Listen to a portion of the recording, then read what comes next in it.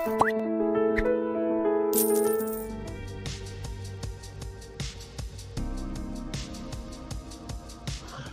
good morning, students. So today we start with the topic of tax and then cover the deficit, debt, subsidy also.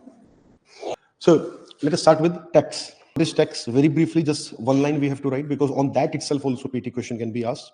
So there are two properties of tax. First, tax is involuntary payment.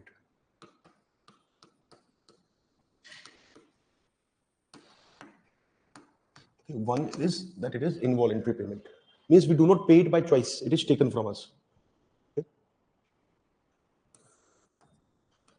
Secondly, it is a transfer payment, which means there is no quid pro quo. We do not get anything directly in exchange of the tax that we pay. We of course get a lot, national security, infrastructure, we do get a lot of things, but that is not directly in return of what we are paying. We are not paying in proportion to what we are getting. Okay? A very rich person may not get any government scheme or subsidy, might be paying a whole lot of tax. A poor person may not pay any tax but get much more government support. So the tax that we pay is involuntary as well as it is transfer payment. Okay? So it is not a pure transfer payment as in they do not get anything, but there is no quid pro quo. In that sense, it is a transfer payment. Okay, so we do not get anything directly in exchange.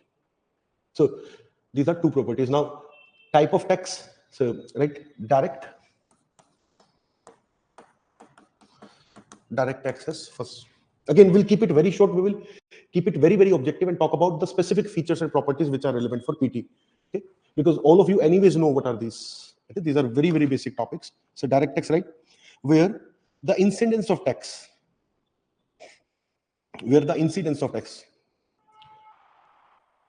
and it is this term only that we use, incidence, where the incidence of tax, which means tax burden.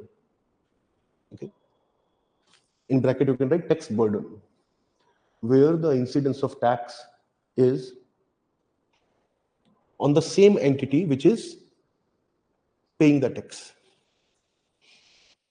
Is on the same entity which is paying the tax.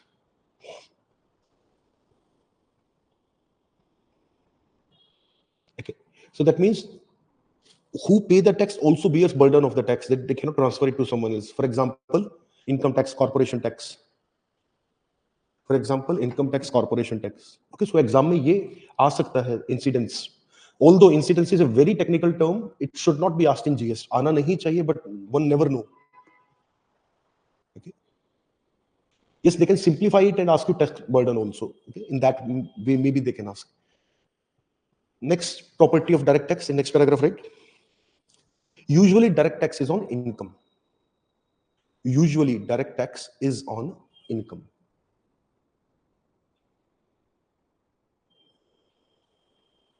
Okay. The next property, direct taxes are usually progressive. Direct taxes are usually progressive.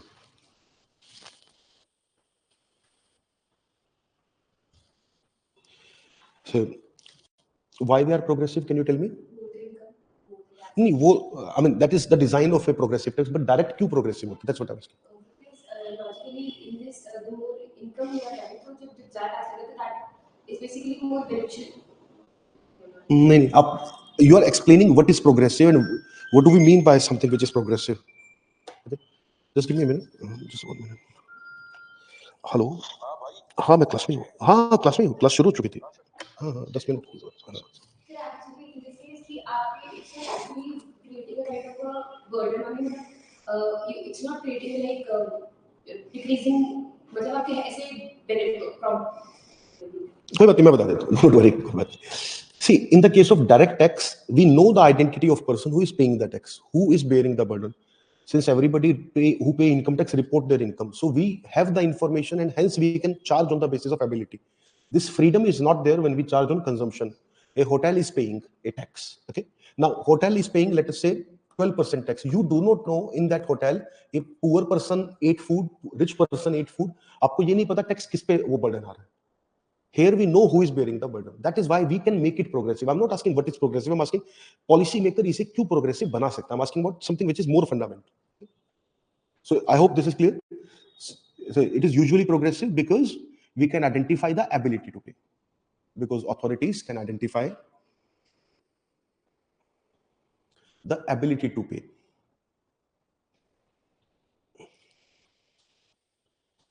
और एक बार जब ये पता लग जाए फिर उसको progressive बनाना tough नहीं है. Then we can easily make it progressive. Now write indirect taxes. Almost opposite of what we have been writing. So very easy. Tell me what is the first point. Online student Hem Pooja, can you tell me? What is the point number 1?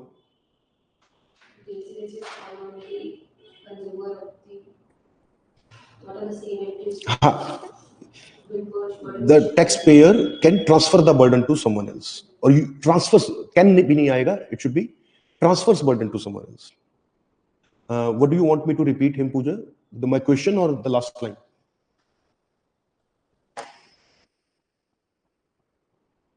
My last line was that in case of indirect taxes, the taxpayer can transfer the burden of tax. In fact, you should not even use can, transfers the burden of tax.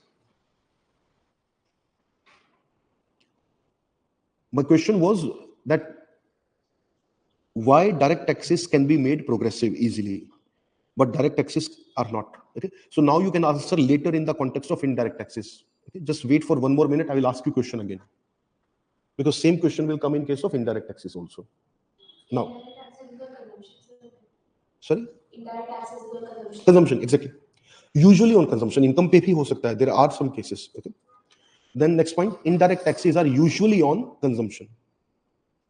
Indirect taxes are usually on consumption. Thank you.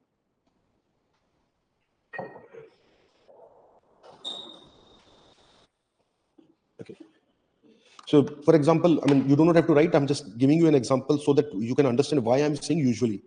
I'm saying usually because exceptions exist. One of the exception is, let us say, stamp duty. Stamp duty is on consumption. You buy a car, you buy property, you pay stamp duty. But stamp duty is a direct tax. You pay directly to the government. So that is an exception. It is not on income, it is consumption. Yet it is a direct tax. Okay. Security transaction tax. Okay. It is on purchase of shares. It is not on income. It is technically not even consumption. It is on savings. So it is a tax on savings. Security transaction tax, the tax that we have to pay when we buy stocks, shares, bonds, etc. It's a very small thing, but it is there. So savings पे भी एक direct tax लग जाता है. So direct tax is usually on income, but there are exceptions. Same indirect tax. You can find some exceptions where there can be other cases. Okay. Now, next. Indirect taxes are usually considered to be regressive. Considered to be regressive. Because everybody bears the burden. Because everybody bears the burden.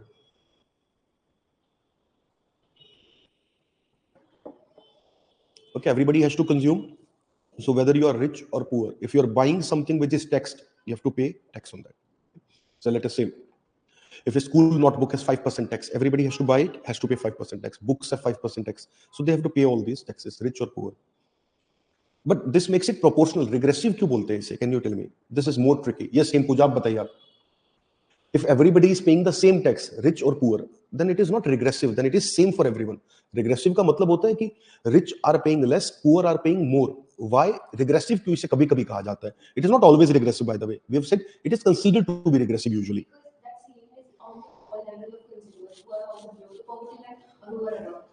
is why it is regressive. Because CM proportion tax, it's not equality kind of thing.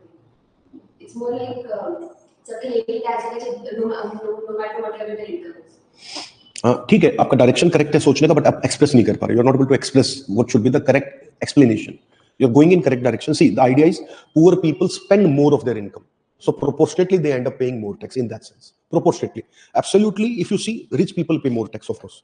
So let us say I have income of, let us say 2.5 lakh rupees per month. My expenditure is 1 lakh rupee per month. Okay, 1.5 lakh is what I save. Then a middle class, not middle class actually, lower middle class person has an income of 50,000. In Indian context, this is also upper middle class anyway. So somebody has income of 50,000. That person has consumption of, let us say, 45,000. Not able to save much. Now, of course, if indirect tax is 10%, I pay 10,000, that person pay 4,500. So I'm still paying more. In that sense, it is not regressive. But If we go by some interpretation by some economist, then they argue that this person is earning only 50,000 is paying 4,500 rupee indirect tax, and this person on 2.5 lakh rupee income is paying 10,000 tax. In that sense, they compare. So it's not a very great universal argument. It's just one of the perspective. तो regressive होगा ही. ये सिर्फ एक बहुत extreme interpretation है. That's what I'm trying to say. Yes, ideally, how it should be written, that they lack progressiveness. That is how, in fact, we should write. Now, write something interesting. हाँ, him पूजा आपने ठीक लिखा है. It impact lower income group more. ठीक है. I mean, the correct expression I've already given, so I'm not explaining anything, but you are also in correct direction. Okay. Now, going forward, something very interesting. Right in the next paragraph, indirect taxes can also be made progressive. Indirect taxes can also be made progressive. For example, GST in India is highly progressive. For example, GST in India is highly progressive. Explain मैं करूँगा, of course. Right. Government has carefully chosen necessities. Government has carefully chosen necessities and other known necessities consumed by lower income groups. Known necessities by lower income group and put them under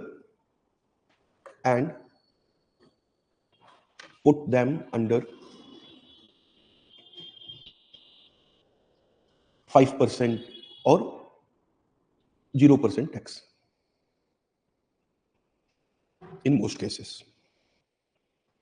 5% or 0% tax in most cases. For example, food, clothing. For example, food, clothing, etc. Whereas products which are likely to be purchased more by high income groups are taxed much more. Whereas products which are likely to be consumed by higher income groups are taxed much more.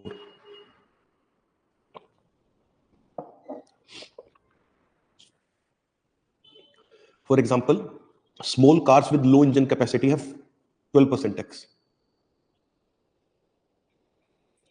For example, small cars with low engine capacity have 12% tax.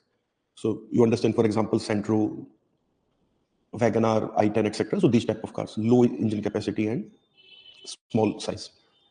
Whereas big cars with higher capacity engines have 28% tax.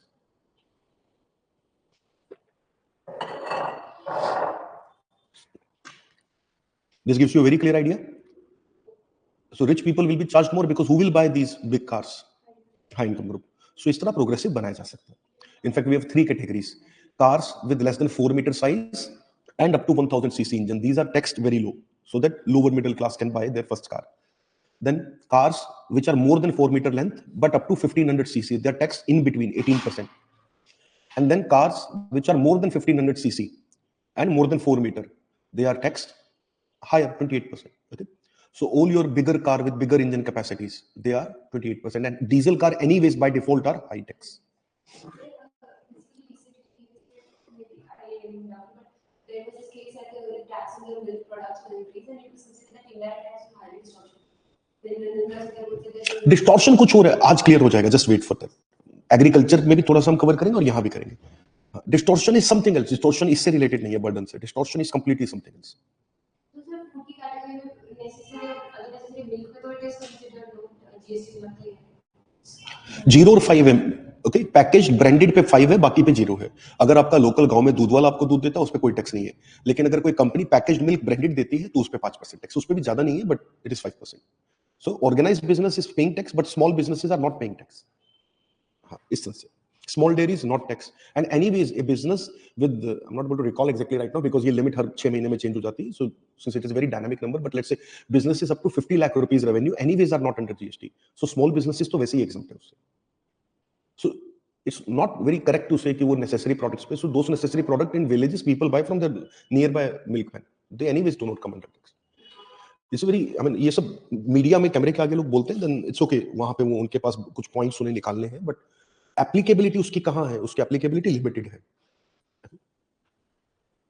Now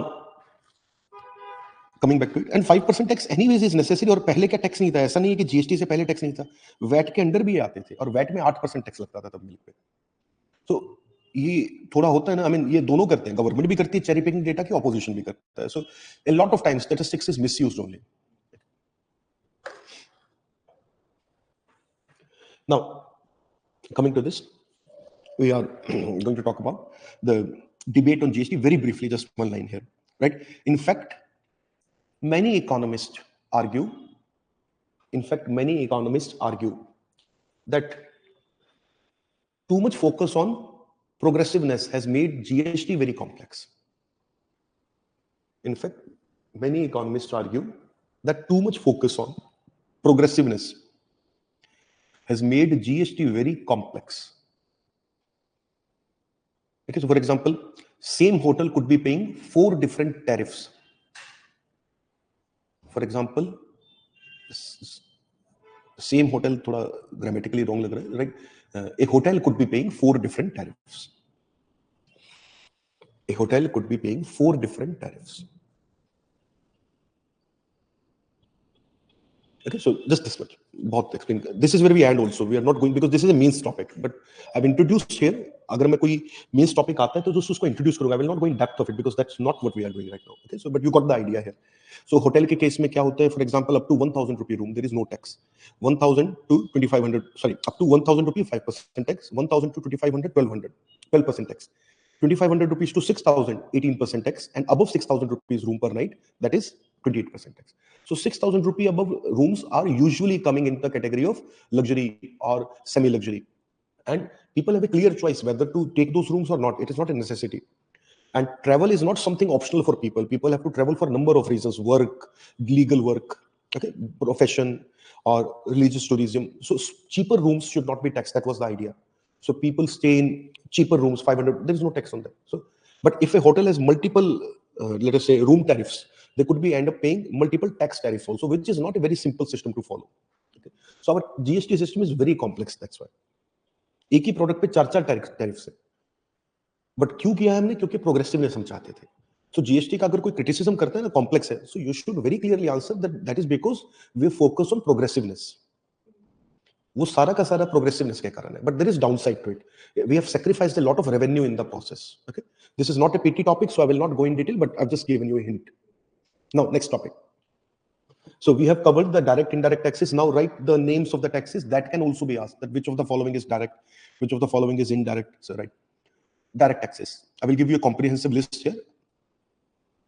Start. First is income tax. Who pays income tax? Household, proprietary firms,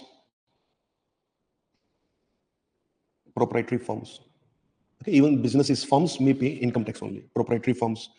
Then HUF, because they're treated like a household, Hindu undivided family unit. Okay. Then write corporation tax. So private limited, public limited, LLP, etc.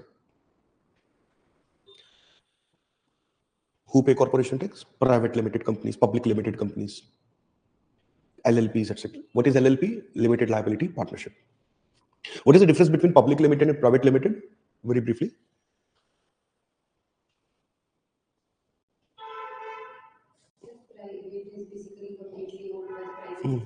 It has nothing to do with that actually. वो PSU होता है जिस concept में आप चाह रहे हो. Public limited is any company which has issued its stock in the public stock market. Okay, so any company which has issued IPO, which is a public shareholding, that is public limited. इसका PSU होना या private होने से कोई लेना देना नहीं.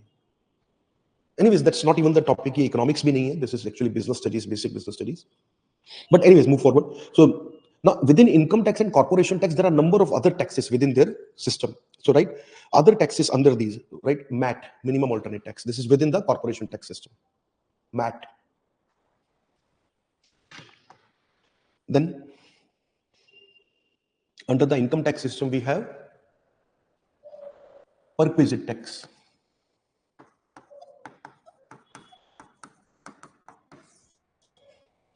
perquisite tax.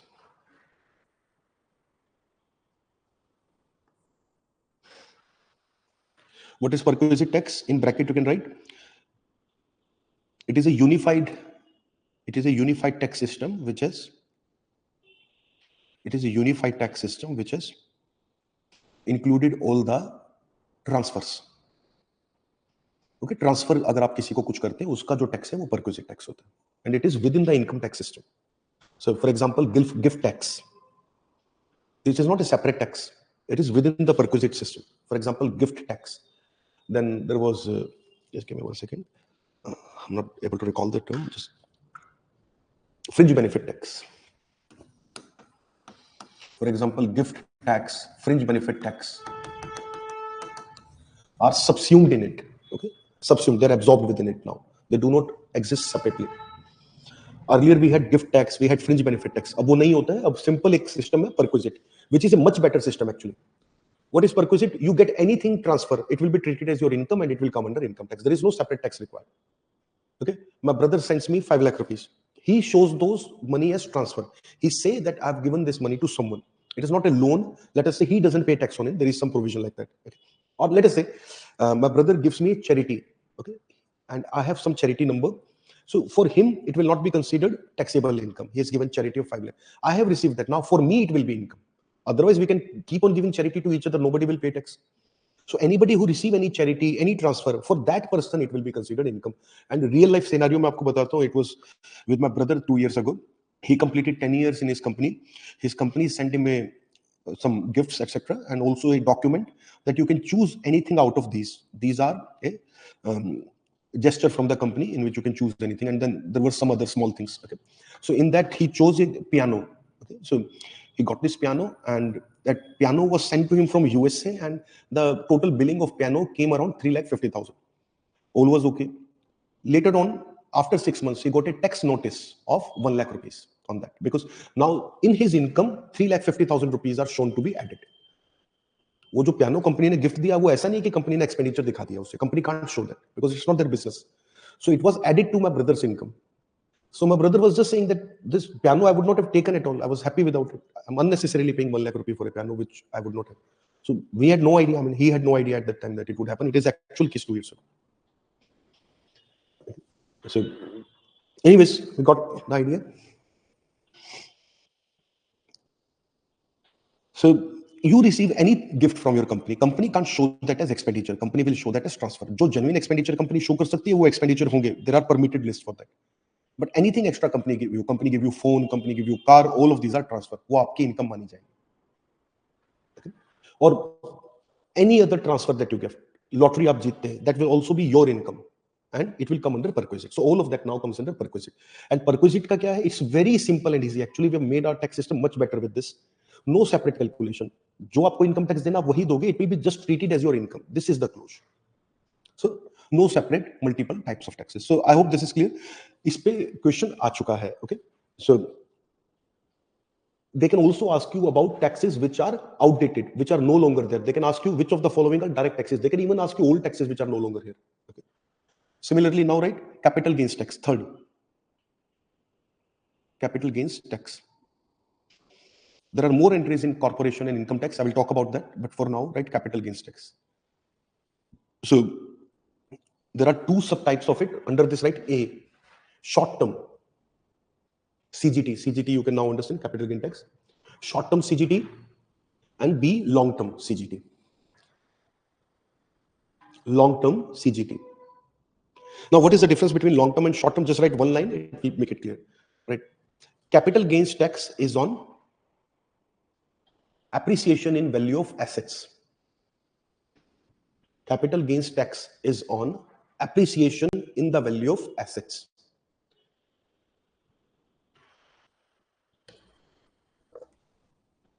If asset is purchased and sold within 3 years, if asset is sold and purchased and sold within 3 years, STCGT will be applicable. If asset is sold, purchased and sold within 3 years, STCGT will be applicable. Okay, short-term capital gain tax. I think this is quite straightforward. And obviously, if you sell something after 3 years, it will be LTCGT. We do not have to write that. That is obvious. So you buy land for, let us say you buy a land plot for 25 lakh rupees. You sell it for 45 lakh rupees after 5 years. So 20 lakh rupees is your capital gain. Okay.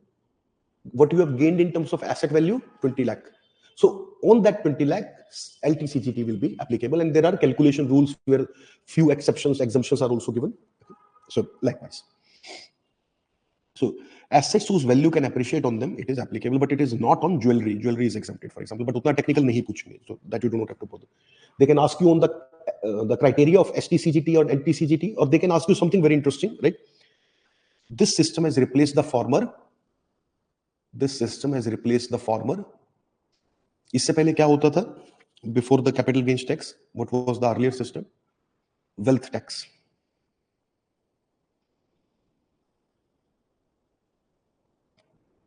Okay. Next, estate duty, ESTATE.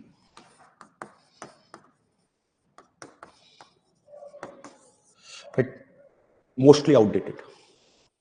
Mostly outdated. It is a state tax, तो इसका ऐसा नहीं कह सकते कि हम ये है या नहीं है, because a handful of northeast states still have it, otherwise rest of India does not have it.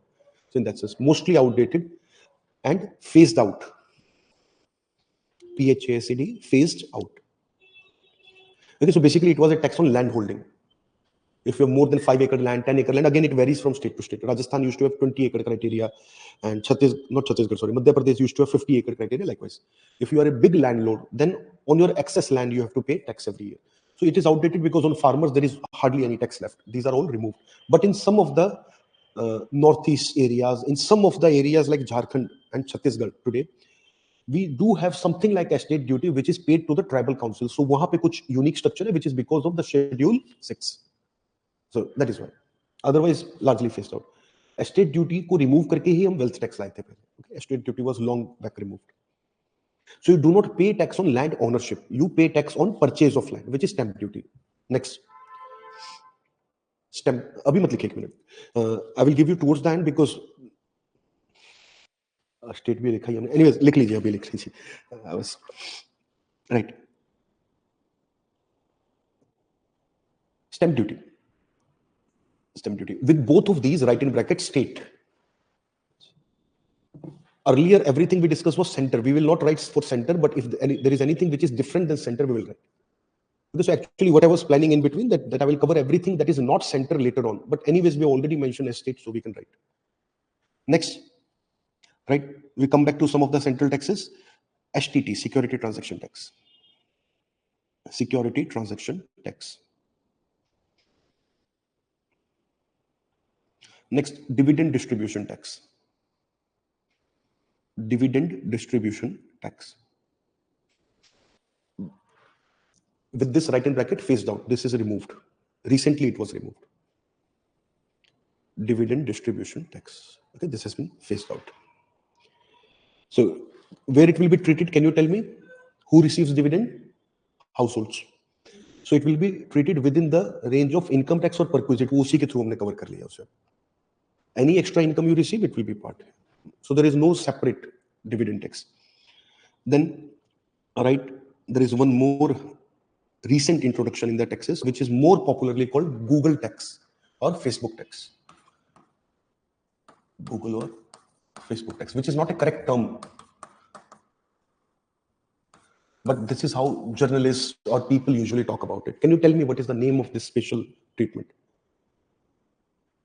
There is a treatment for foreign companies which are not established in India and which have no registration in India. If those companies earn from India, how they will be taxed?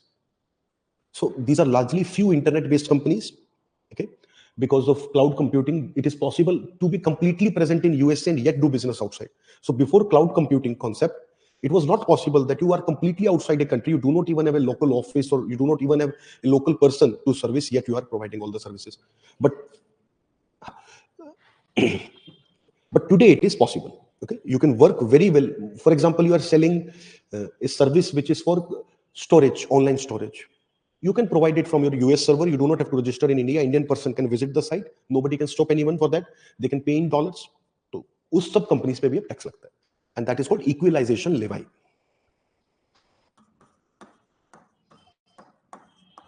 Equalization, this is the correct name of this tax. Equalization लेवाई. Yes, आपने ठीक लिखा बिल्कुल. Equalization लेवाई. Clear? So this is on those foreign corporations which are not registered in India. जो India में registered है, on them we can anyways charge. But any company which is receiving revenue directly in dollars, how do we tax them? And this is a major problem coming up now. So India was one of the first major country which introduced it. And everybody criticized India that India is overtaxed, India is tax terrorist. These were the kind of words they used. And you know how racist the Europeans are. On the face of it, they would like to show themselves as very cultural, grounded people, but they're the worst racist people, much more than Australians or Americans or other people. Okay? Just that they're seemingly little bit nicer, okay? But deeply they're much more racist. So the European media treats India in the worst possible way. Okay? So the kind of bashing that happened for India after this, I remember, how bad it was. But what has come as a cherry on top, later on, every country has been forced, almost every major country has been forced to introduce it. France introduced, later on Poland introduced, then some other countries also introduced. So today, even Europe is forced to do it.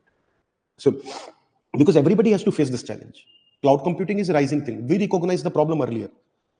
So over here, India's stand is vindicated. Okay? Are we clear? So this is equalization level. इसको ज़्यादा popularly Google tax या Facebook tax media बोलती है. Next, anything else in direct taxes? Can you think? Windfall tax अलग से कोई tax नहीं होता है, और वो वैसे भी excise के category में आता है. Windfall is something. I will come to it. I will write it here. When I will talk about excise, I will discuss that. Windfall tax is not a tax. Separately, it's not a tax. That is like perquisite only. Okay? Perquisite is not a separate tax. It is a treatment within income tax. And now write some of the taxes which are imposed by local bodies. Okay, so professional tax. Professional tax.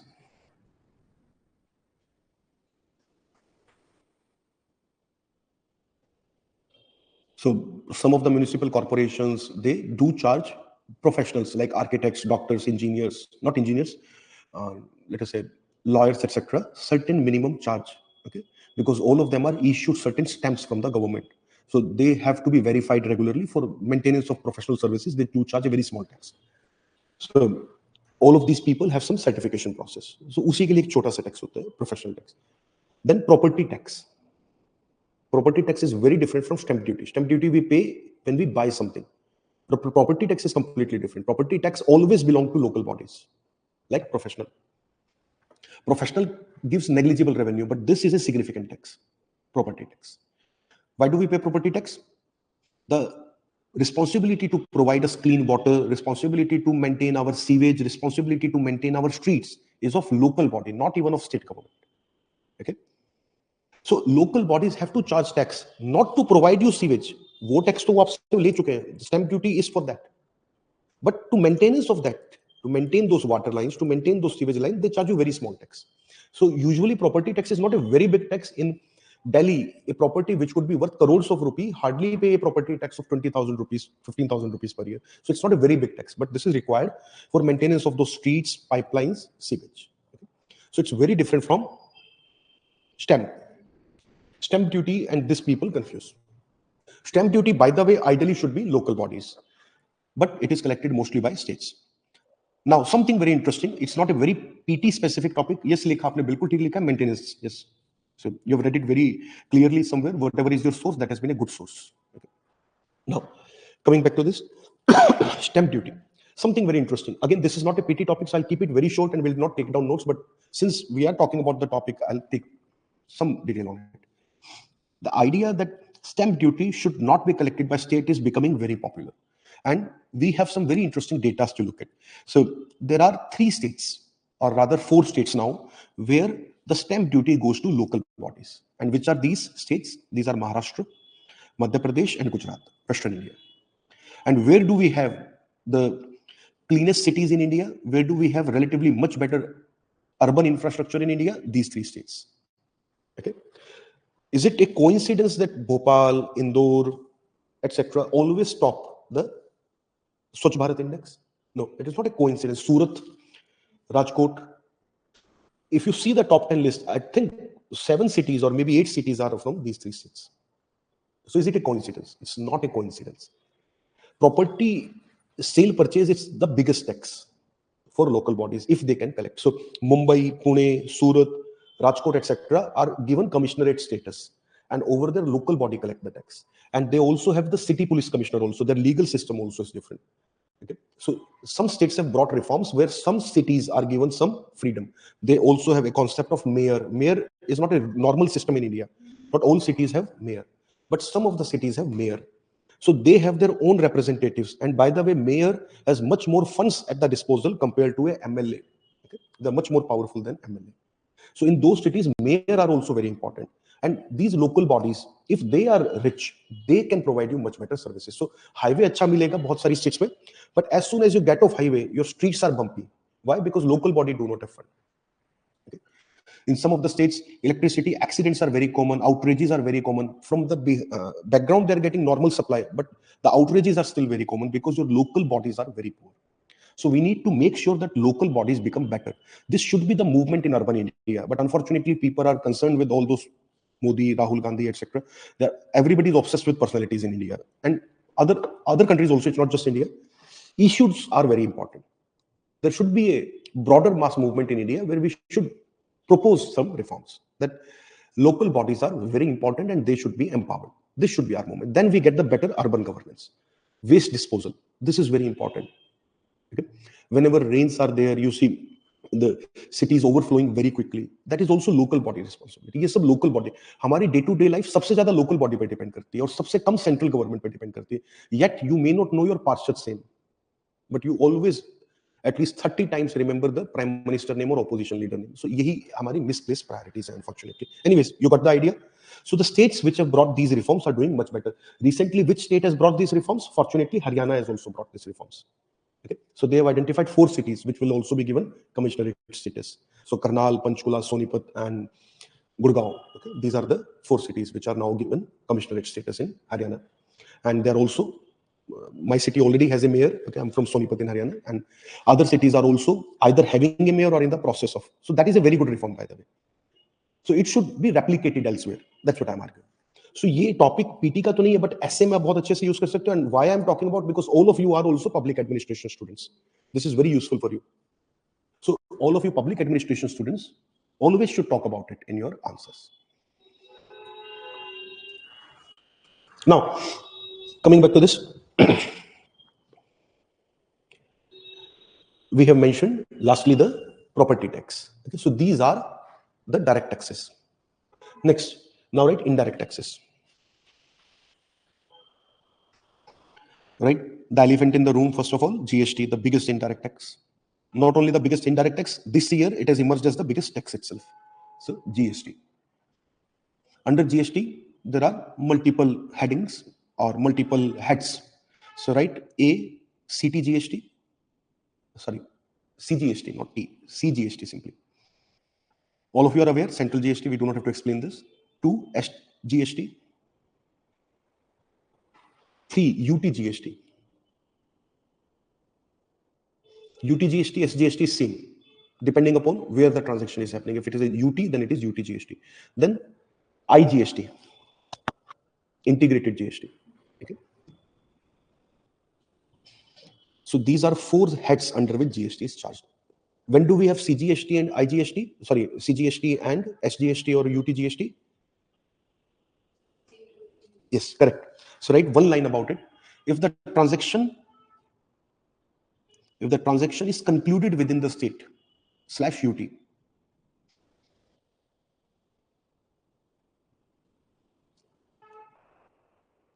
then CGST plus SGST, CGST plus SGST /UTGST is used. UTGST is used. Okay? And then it is obvious IGST will be used in other cases. Who collects the tax in case of IGST? Center. Center collects the tax, but it will later on transfer half of it to the state where ये tax मिलेगा किसको बाद में? नहीं, which of the state gets it? It's not like that. ऐसा नहीं. One of the state will. So right, IGST is collected by center. हाँ, ठीक लिखा आपने. IGST is collected by center, but later on, half is transferred to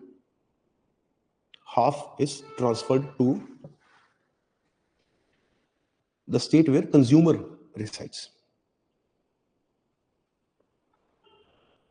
Half is transferred to state where consumer resides. Exactly.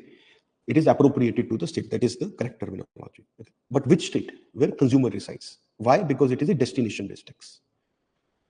Next point, GST is destination-based tax.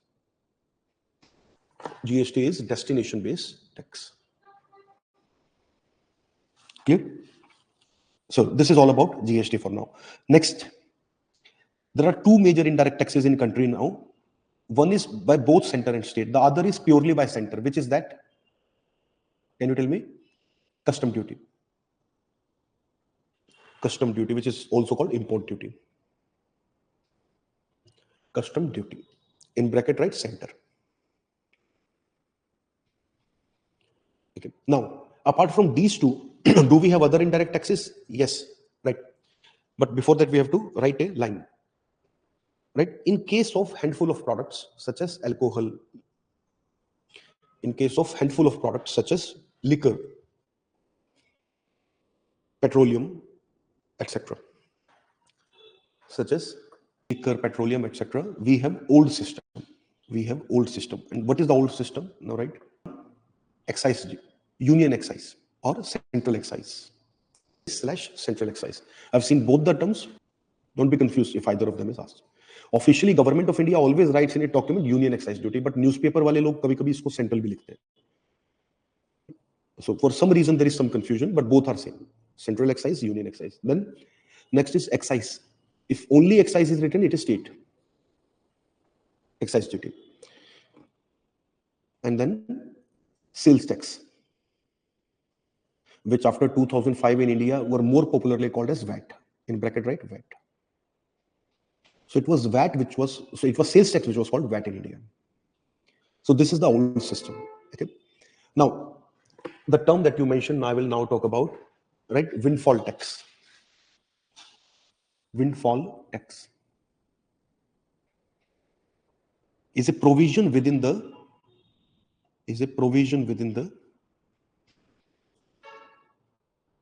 tax system where price is maintained, but tax is changed. Where price is maintained, but tax is changed / adjusted. Okay. So now let us understand what do we mean by windfall. Windfall ka idea jo hai wo bada simple hai. Whenever you read a term, unless it's a noun, it's named after a person, or it's named, something unique word in itself, then it's a different thing. But otherwise, if it's a verb, then you can understand from the term itself. Wind, fall. What does it mean? Something which is falling because of wind, because of air. Okay. Now, let us say the idea is that you are standing under a tree, and because of strong wind, a lot of apples fall. You didn't even had made efforts to climb up the tree and pluck them. Forget about planting the tree and all. Okay. So actually, in order to get a fruit, you have to do hard work. But sometimes you can get a fruit without the hard work. That is windfall. So there is a very similar term in English, serendipity. Okay. Yes, by chance, but favorable outcome. That is serendipity. Okay.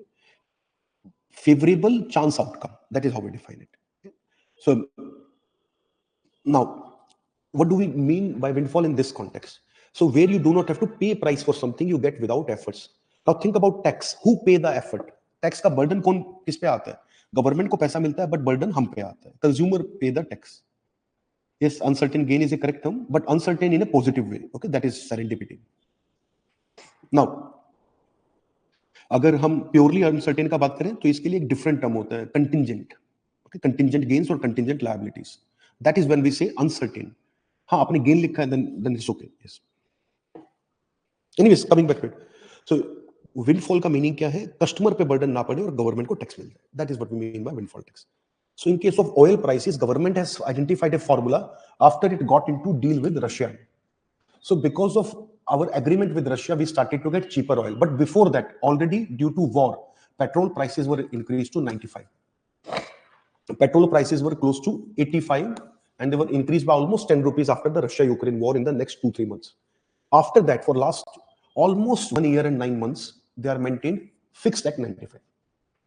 Meanwhile, what is the price? India was buying oil around $85 per barrel. Okay, before the Russia-Ukraine war. Due to Russia-Ukraine war, government's burden increased to $110 per barrel. This was the increasing price. That is why the price was increased. Now, later on, because of our deal with Russia and also because we are selling it to European countries and making profit, our actual burden came to $70. Now, government is able to get petrol cheaper. But the same benefit is not transferring to consumer. It has fixed the price and it has said, whatever is the difference, let union excise cover up that difference. In case suddenly price rise, government's windfall gain can also turn into a loss as well. But government has made it very clear that we will keep the price fixed, and the price at which we give the crude oil to the refining companies, it is going to be the same. So that is what they are doing right now. So for example, let us say government purchase oil at 30. Okay. On that 30, there was 30 rupees tax. It was costing 60 rupees to the refining companies. Let us say, due to the Russia-Ukraine war, the government purchase price increased to 45. Automatically, since tax is always proportional, ये भी increase हो जाएगा. This will also become 45. So at that time, government decreased the tax a lot and kept this price to 35. 35 rupees tax. So the price was 70. At 70, it was given to the companies, which were selling us at 95 now. Earlier, they were selling at 85. Now, after that, government purchase price has gone to 25. So 25 plus 25, it should have been 50, not 70. But what government has done, government has adjusted this, that whatever this price, we do not bother, the total should always be 70. That is windfall. I hope this is clear now. Okay, so this is windfall tax in Indian context. But the concept is where there is no additional burden on consumer and yet government can charge more, that is a windfall tax. The concept is that. So I hope we are clear with this. Yes, ये ठीक है concept, इस पे question आ सकता है. Okay. So windfall tax has been in news and it can be answered question in examination. It's a relevant topic. Coming forward. So we have discussed the old system. Now, right, discontinued taxes in the indirect list. Discontinued taxes. Service tax. Okay, service tax is no longer there on anything. That is absorbed within the GST. Discontinued means they're absorbed in GST. Next, entertainment tax. This also used to be there. Now within GST it is absorbed. Entertainment tax. Next, luxury tax. Luxury tax can still be applied, for which government has made a provision in which GST Council can introduce a special charge over and above 28%. But that's not very easy because for that everybody has to agree. So luxury tax by state has been removed. Okay, so luxury tax is also discontinued. There should be one more. Just give me a second. Luxury tax we have mentioned, entertainment we have mentioned, and service tax we have mentioned. There is one more I'm not able to recall right now. एक और होना चाहिए यहाँ पे. Okay? All of these are discontinued. VAT and excise are also discontinued except for 3 products. Okay, so only for 3 products. And your homework is to identify what is the third entry. We have written 2 already, liquor and petroleum. What is the third entry you have to identify? Earlier, there used to be 5 entries originally. जब GST आया था 5 चीजों को exempt किया था. 5 products were exempted. Later on, lotteries were brought within the GST. Another product was also brought within the GST. I'm not able to recall name. Now, there is one more product which is still outside GST. Okay, this is your homework to identify. And when you will read, you will see, oh, it was so obvious. Okay, so moving forward, these are the discontinued taxes. Now, the list is complete. Okay, we can move forward. So we have discussed the tax system. I mean, the tax system in India, as in what are the total taxes in India. Tax reforms is a pure mains topic. It is not very relevant here. And the other principles on which questions can be asked, I think I have largely covered them. Maybe we can write about some current affairs here, some updates. Okay, right? Recent reforms / updates. We'll keep it very objective and very small. Okay, we'll not go into the current debates. Point number 1. Introduction of DTC, direct tax code. DTC, direct tax code.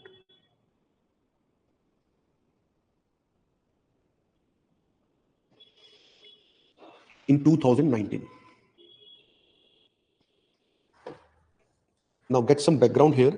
DTC was created 10 years ago. I mean, before 2019, around 2007-8. And it had to be implemented in UPA1. But in those days, it could not be implemented. It got delayed and delayed always.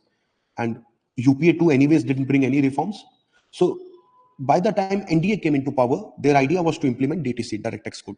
But even they could not implement it despite a lot of efforts. And when 3 years passed and they could not implement it, then it was made clear that they are not going to implement again. Okay?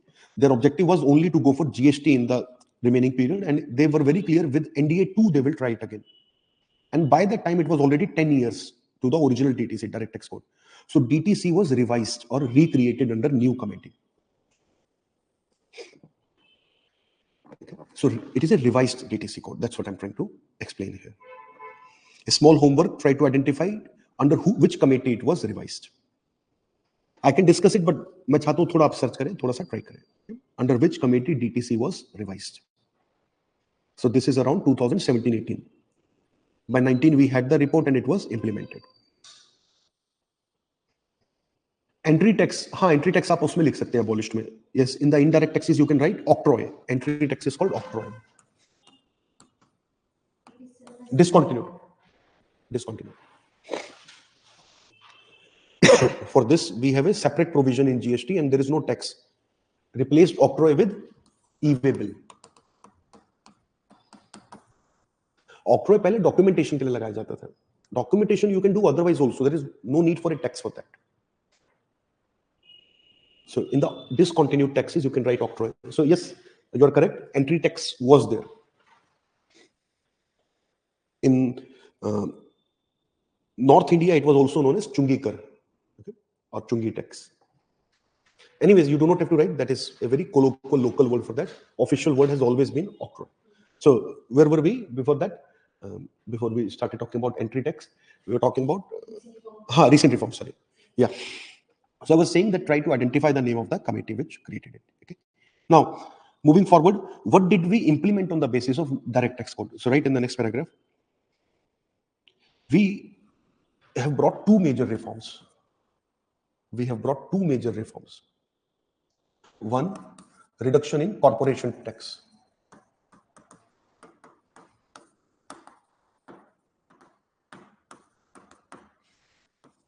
At the rate 22%. From 30%. Corporation tax used to be 30%. It was reduced to 22%. This was one of the major reform on the basis of direct tax code. And the another major reform was introduction of new income tax regime.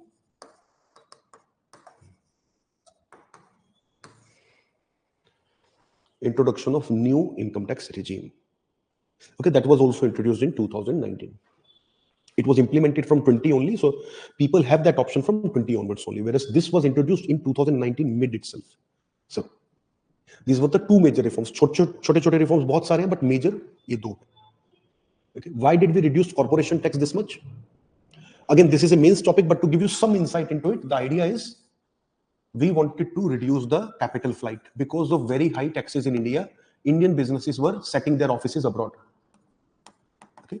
So they were going to Singapore, they were going to Mauritius. So we reduced our tax rates to prevent some capital flight. This was one of the big problems. It is still a big problem. Then compete with low tax countries.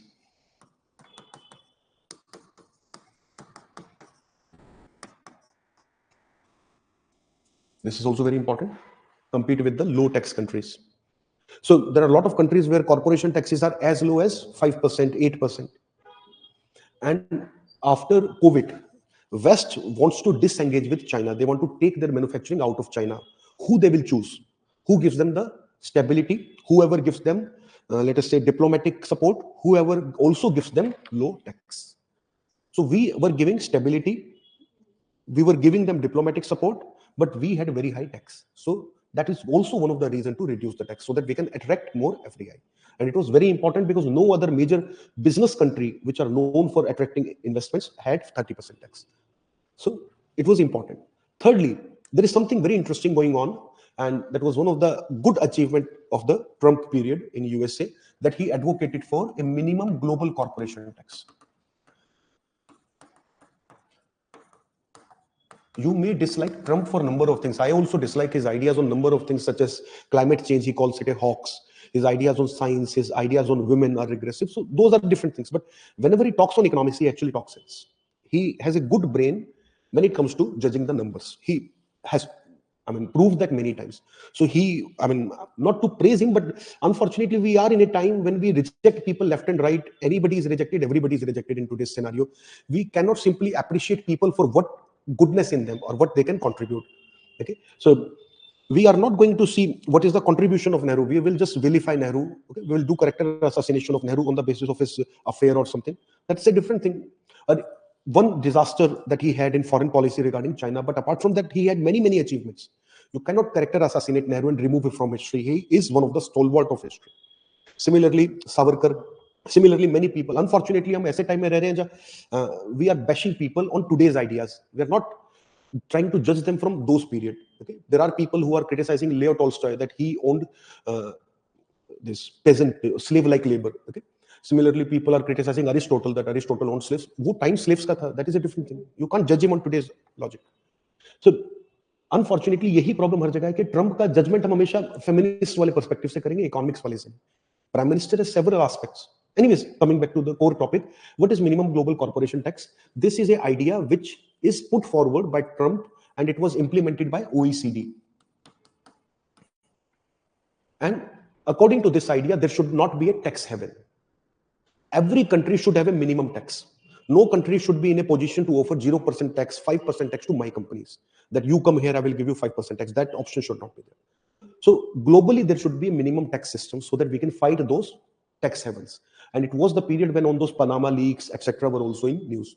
So Panama Papers were in news. Bahamas was also in news because they attract a lot of legible companies from other countries, legitimate companies from other countries, and help them in escaping the tax of their home country, which is absolutely unethical. But there is no law which makes it illegal. So Trump introduced a system which now has made it illegal also. So OECD ने introduce किया था. Under India's leadership, G20 has adopted it that no G20 member will have less than 15% corporation tax. OECD का भी ये rule आ चुका है. Now the pressure is on UN. We want it at UN level that every country should have minimum 15% tax. Corporation tax की बात हो रही है. हाँ, not sales. Sales tax doesn't matter. कोई country कुछ भी sales tax रख सकती है. Corporation matters because company's profit is what creates capital flight. Okay, so there is a 15% global corporation tax system. So, for example, Dubai or better saying UAE had 0% corporation tax. Now they are not tax haven, but there was no need to collect tax because they were getting their revenue from oil. So for that reason, they didn't have tax. But in the process, they were unintentionally acting like tax haven. A lot of companies were shifting to Dubai for that reason. Okay, even my uncle's company has shifted to Dubai. Okay, for that reason, he's in Delhi, lives in Delhi only, but his company is registered in Dubai now. He manufactures soaks and used to save tax through Dubai, but now there is no point because Dubai has also introduced 15% tax. अब वो change आ गया. Okay. All the G20, yes, G20 में भी propose कर चुके हैं. Okay, G20 में not propose, pass कर चुके हैं. OECD में pass हो चुका है. सबसे पहले OECD में, then G20 में. But who gave this original idea? ये idea किसका था? Not Trump. It was India's idea. Trump implemented it, so he deserved credit for implementation. The idea was India. India has been advocated for this for 20 years. ये idea तो उनके administration के time का है. I do not remember the exact person. Atal Bihari Vajpayee's government के period का idea है. They were advocating on international forums in those times that we should have a global minimum tax. But ये छोड़ दो history क्योंकि इसको trace नहीं किया जा सकता. It should be understood from OECD. That is the starting point. Okay, concept हो सकता है उससे भी पुराना हो. But in a major way, India was its biggest advocate. But India was always very powerless to implement it. We need, abhi utne powerful hum nahi hai. It was really USA which was required to do it. The most powerful country. Once USA has it, once France is on our side also, then we are able to push it. Then India can do it. India is not yet that powerful that it can force other countries to introduce tax. Utne powerful nahi hai. We have small soft power only. Okay. Anyways, got the idea? It's a very important reform that is happening in the world, and it is changing the system. So now, earlier, think about it. Singapore has 8% tax. India has 30% tax. So obviously, Indian companies will shift to Singapore, and it's very easy to operate out of Singapore. It's hardly a 5-hour flight. You can even travel very regularly, every alternate day also if you require. So many Indian people are also there. So it's very easy to operate. So many Indian businesses, for example, Flipkart also went and registered in Singapore. One of the company in Reliance also shifted to Singapore. So at that time, it was an alarm that we should do something about it. So now we have 22 and Singapore is 15. Now there is no incentive to operate out of Singapore. Because when you operate out of Singapore, your cost also increased by 3-4%. So difference is not significant. So that is how things are changing. Okay. Are we clear here? Yes, sir. So this is also one of the reasons why we reduced our corporation tax and pushing forward other things. And then it encourages investment. Companies save more money, they invest that money. Okay. Increase domestic investments. Okay. A major impact. So this is all about the corporation tax. What about the new income tax system? Have you heard of the new income tax system? Now people have two options when they pay income tax: new system, old system. Okay. So right under new income tax system, we have simplified the tax. We have simplified the tax filing process and calculation. We have simplified the tax payment process and calculations. All the exemptions under 80C, 80CCC, etc. are removed. All the exemptions under 80C, 80CCC are removed. Okay, कोई tax benefit नहीं मिलेगा. Simple, जितनी income उतना percent tax. This is one of the simplest system. However, tax rate is low. Tax rate हमने कम कर दिया. छूट हटा दी, tax कम कर दिया. The burden is effectively same, but calculation is simple. The system is simple. Are we clear? But we reduce the tax.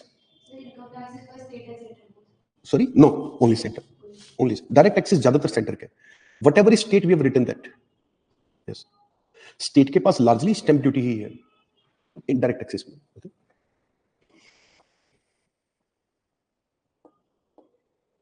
Yes. So under the new income tax system, what is the benefit? Right. The new system promotes convenience. The new system promotes convenience, simplicity, or simplicity लिख लीजिए, simplicity, etc., which can increase tax base. Which can increase tax base.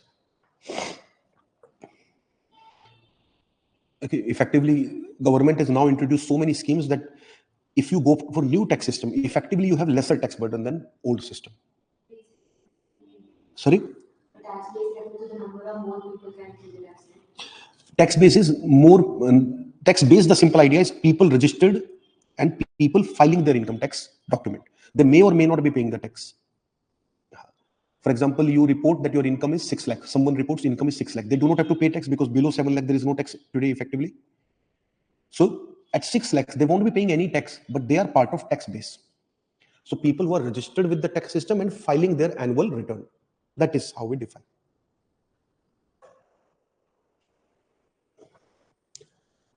So our tax base is today close to be 5.5 to 6 crore. Actual taxpayer out of that are hardly 2.5 crore. So tax base is bigger than taxpayer. Anyways, I hope the idea is clear. And why we have brought reforms here, that is also clear. So for a very long time, we have been trying to simplify the tax system. पुराने tax system में क्या होता था?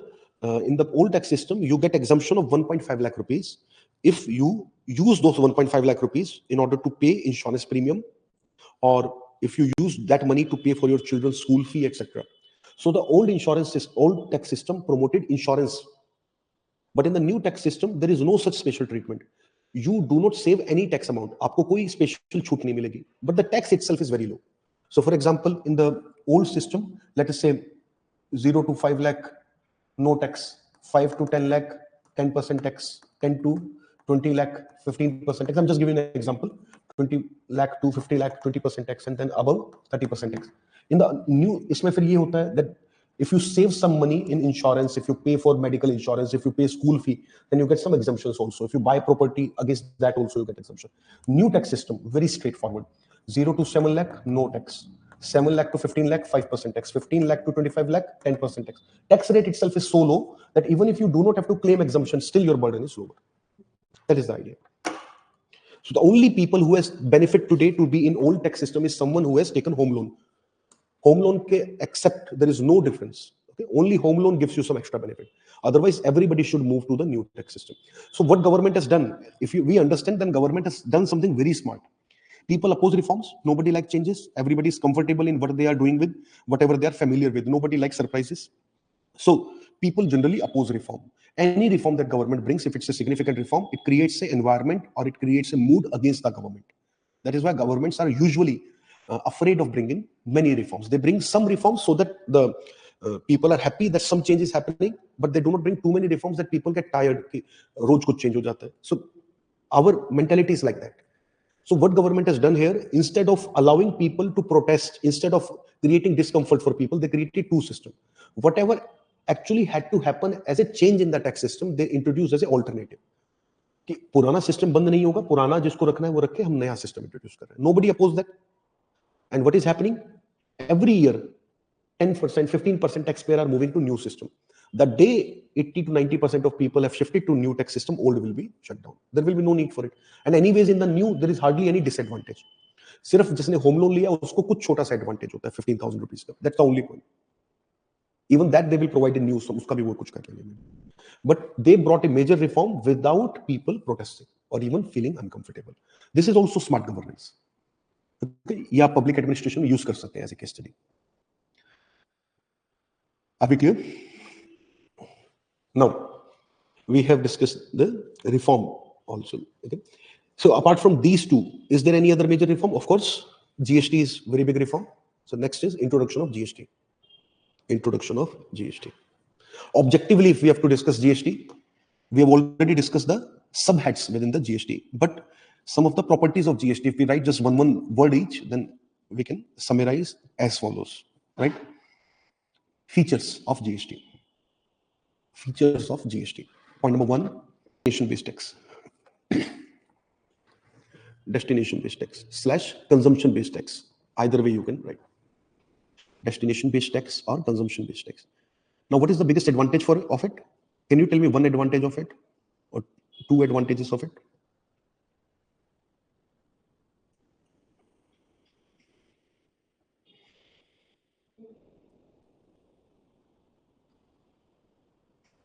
Right, in the next line, this is allowed for zero rated exports. Question इस तरह से आएगा, ये टॉपिक आपको भले ही पता हो, you know it is destination based tax, but they can twist it in this manner. It allows for zero rated exports. Zero rated exports.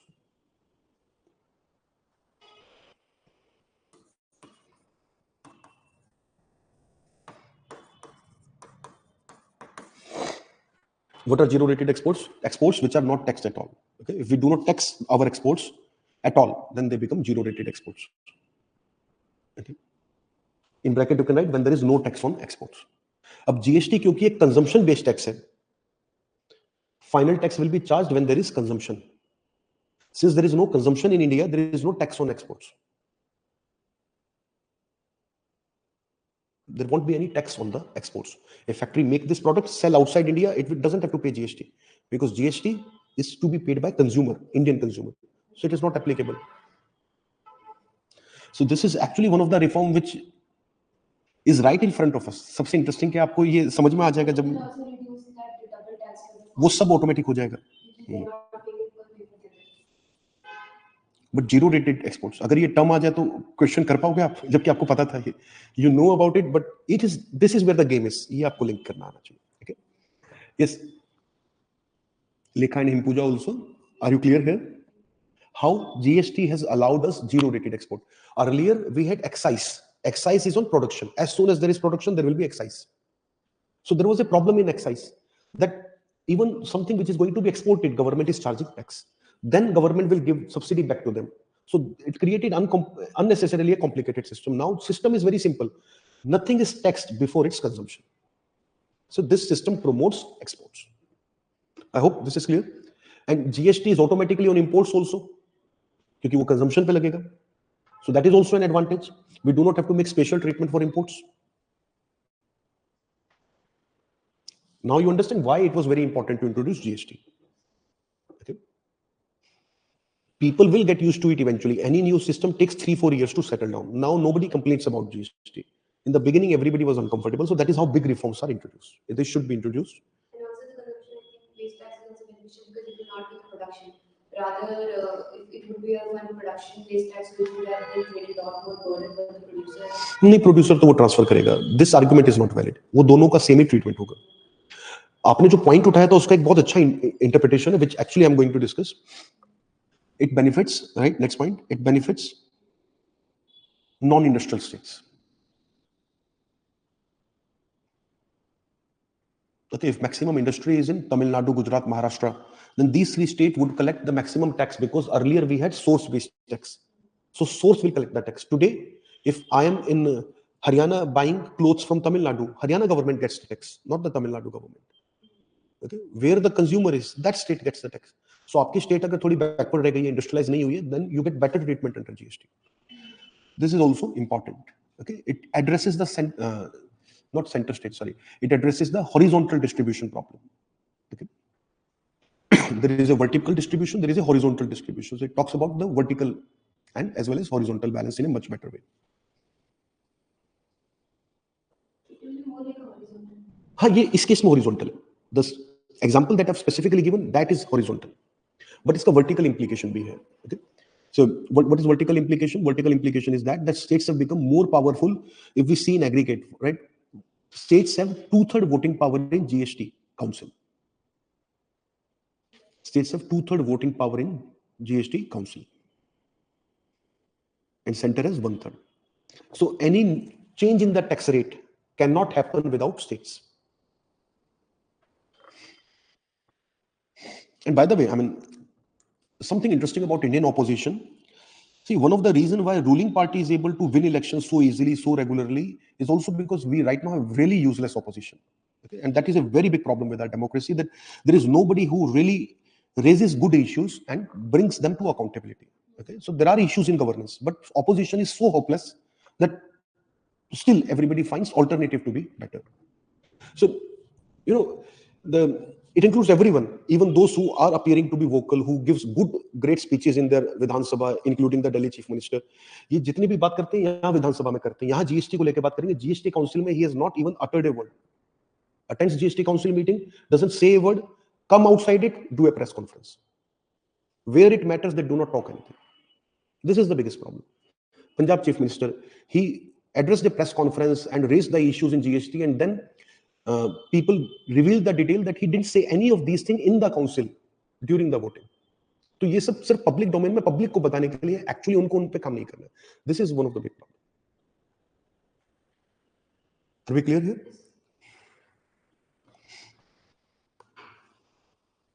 Now, let's move ahead. The GST has one more point. It prevents double taxation, which anyways is a feature of VAT, value added tax. Okay? GST is also VAT only.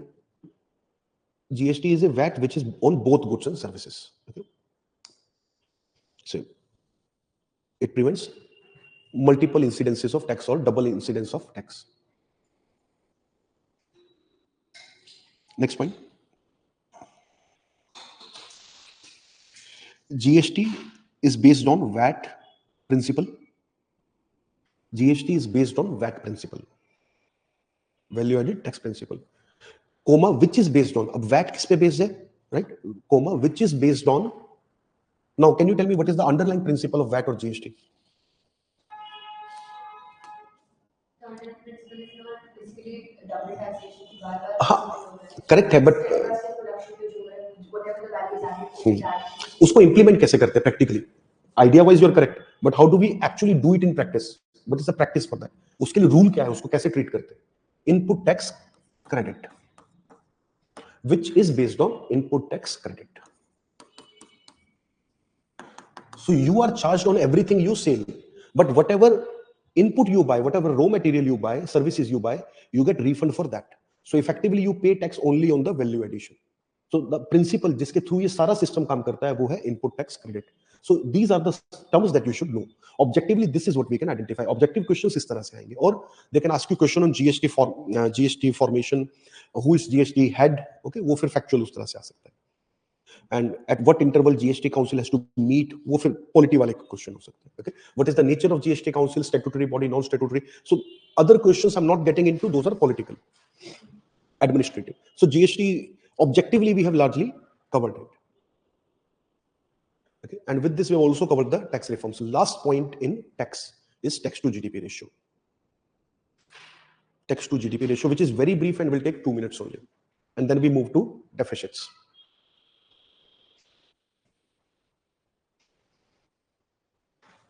Tax to GDP ratio,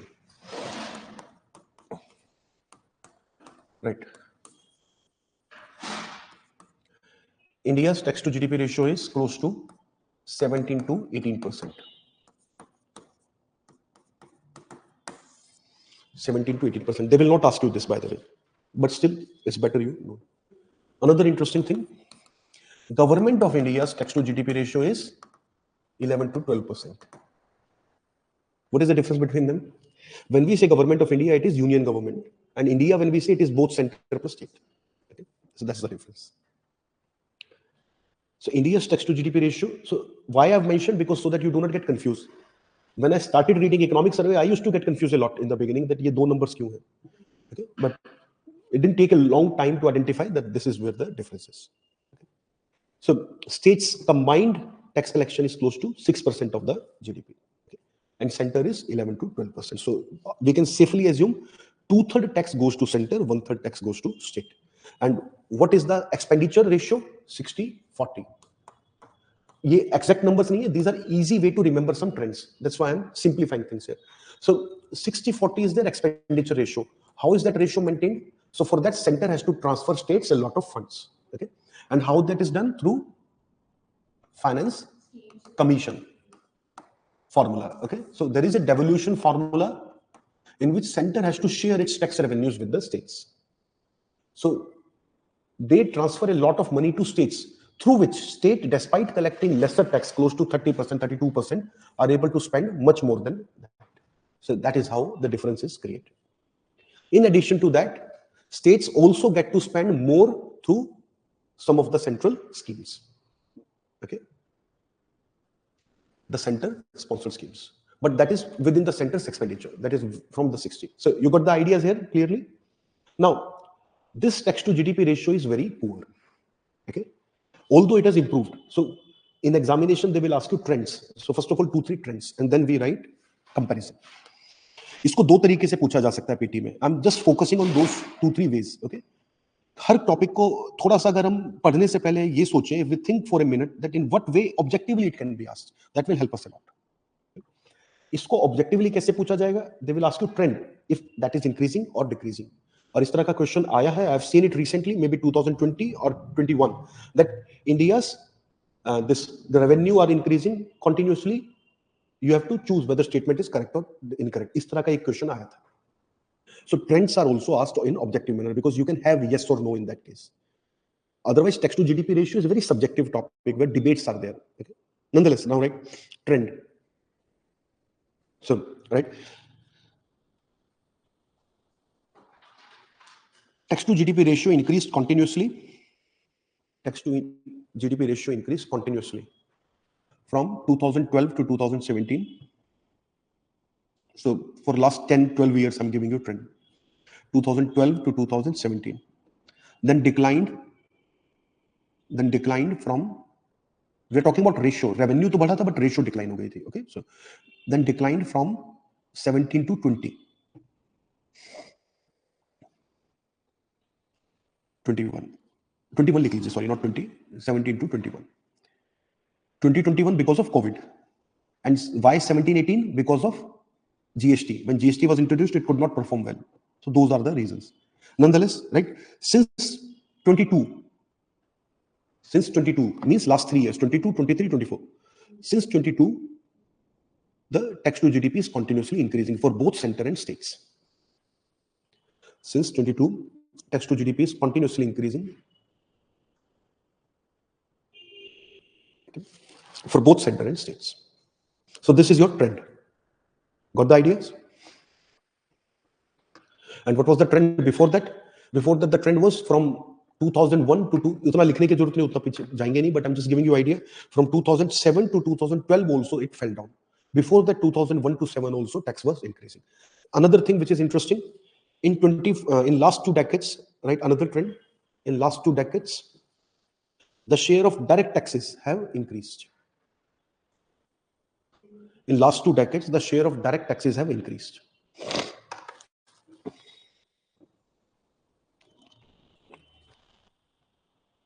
However, since 2022, due to exceptional GST performance,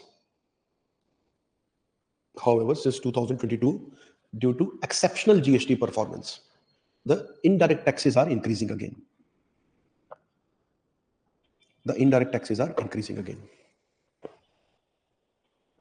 Okay, what is the current share? Again, in objective manner, right, in the next line. At present, direct tax collection is slightly higher than indirect tax collection. At present, direct tax collection is slightly higher than indirect tax collection for center.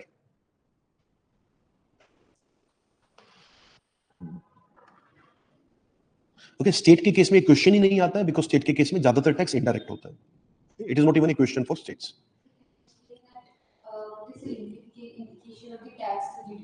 इसका सारा ही implication है. If you do not have good tax to GDP ratio, you do not have a resource base to introduce any capital expenditure. You cannot improve your infrastructure. You cannot build your military.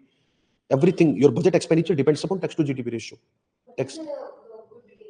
हाँ, वो मैं अभी बात करूँ. Just wait for that. I will talk about that. I always talk about that. So this, you get the idea.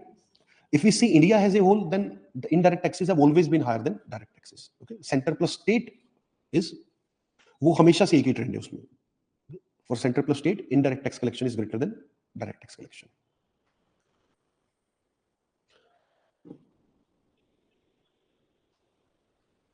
Clear? Now, right?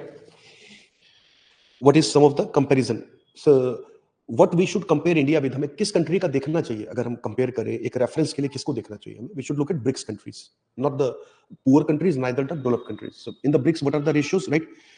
For example, in South Africa and Brazil, tax to GDP ratio is around 30%. Okay, in दोनों countries में कम हुआ है, but still it is 30%. Is around 30%. In Russia and Eastern Europe, it is around 35%. In Russia and Eastern Europe, arrow and write 35%. You don't have to write the sentence. 35%. China, 20%. But China is not a very good country to compare, because in China, the revenue does not come that much from taxes, but rather come from land sale, because government owns the entire country. There is no concept of private property in China. Everything you buy, आप जो भी land लेते हो, you take it on 100-year lease from the government. It will go back to the government. And everybody has to purchase from the government or basically the municipal corporations. तो municipal corporation को fund नहीं करना पड़ता, वो अपना सारा fund properties से collect कर लेते हैं. That is why they do not have to charge a lot of tax. There is no concept of state government in China. So only the center has to collect taxes. So that is why China can manage with 20% tax. Okay. So China is spending much more. China's budget is 35% of GDP. वो difference land से आ जाता है, land से. That is the difference. उनका non tax revenue बहुत ज़्यादा है. So this 20% is a misleading. हमें ये नहीं सोचना चाहिए कि ठीक है, China 20 है तो हम भी ठीक हैं. It's not like that. It's not like that. Now, Northern Europe, 45% to 50%. Yes, you pay more than half of your income in many of these countries.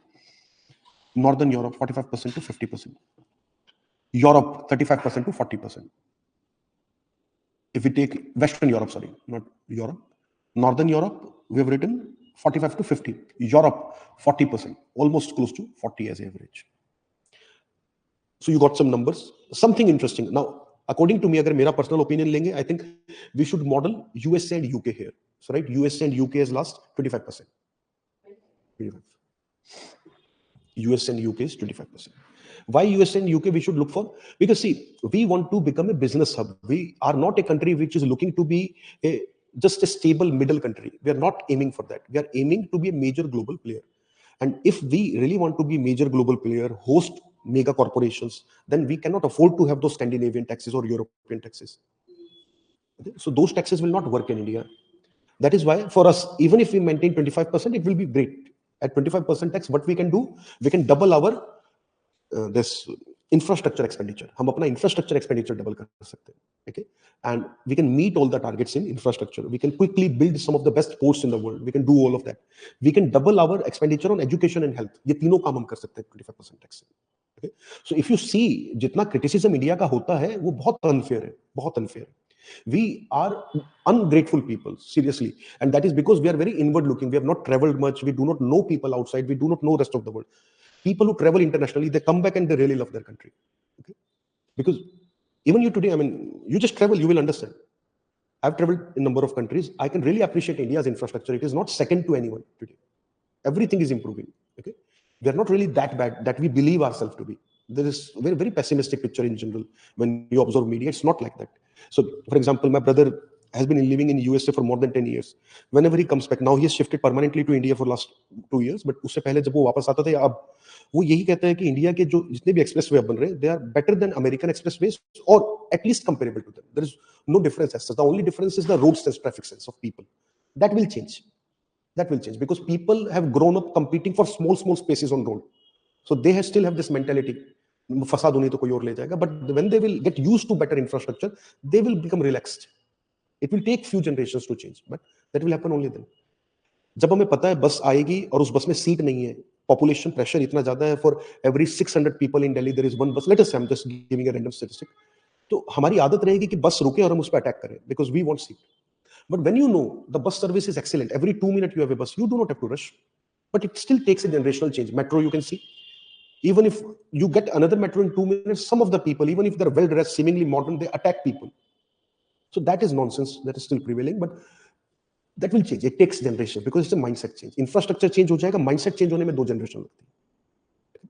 So that's what I'm talking about. But in general, we are ungrateful really because our infrastructure, our digitization in India is unparalleled. No other country gives you these kind of options. Okay, safe transactions. So when people praise QR, they are not overstating it. It is actually something like a wonder for outsiders. Because over there is a concept of mobile wallet. We are not talking about mobile wallet. We are talking about bank account linking with QR. That is very unique for everyone else outside India. Anyways, it's not just this. There are so many other things. And previous government also, not UPA 2 as such, but UPA 1 period में भी काफी कुछ हुआ था. And उससे पहले भी, whatever has happened in India is actually one of the better outcome. Since 1991, we are on correct path. That's what I'm trying to say. And of late, it has accelerated only. So we are on a correct path. Whosoever has been leader has largely been sensible. Or maybe it doesn't matter who is the leader in most cases, because the system has now built which gives the direction to the country. You can say that. That is the reason why we always talk about institutions, that you should build institutions, not people. People-oriented politics is bad politics. But this is the misfortune that अभी पिछले 10 साल से world over जो भी politics हो रही है वो person based politics हो रही है. In USA also elections are fought on personalities. In India also election is between the personalities. Anyways, this is over. Okay. So tax to GDP comparison we have discussed. We have discussed the trend. We have discussed the number for India. Okay, and I've discussed the center state and all of that. Now, tax as a topic is complete. The next topic that we have to cover is deficit and debt. Let me see if we have time or not. I think we should finish. We have been a little slow than what I was planning to do, but कोई बात नहीं. We'll finish it tomorrow and we'll have one extended session जिसमें हम थोड़ा बहुत अगर कुछ पीछे रह गया cover कर लेंगे. And by the way, we have already covered almost 40% of our syllabus जो हमें करना था. We're almost through 40%. After this, there will be 2 major topics for PT. That is the financial system and the monetary policy, and another is international economics. Because your agriculture, your industry, although I will take one session on it, but it is largely fact-based, scheme-based. So that will largely be on the basis of notes, not on the basis of class. Introducing the Prelims Target course and Prelims Test Series at ProdEgyIAS. Designed for UPSC Prelims 2026, this comprehensive program offers in-depth classes on history, geography, science and tech, environment, polity and governance, and economy. Stay updated with current affairs and sharpen your skills with our prelims test series consisting of 50 full-length tests covering all subjects along with CSAT. Join ProdEgyIAS and stay ahead.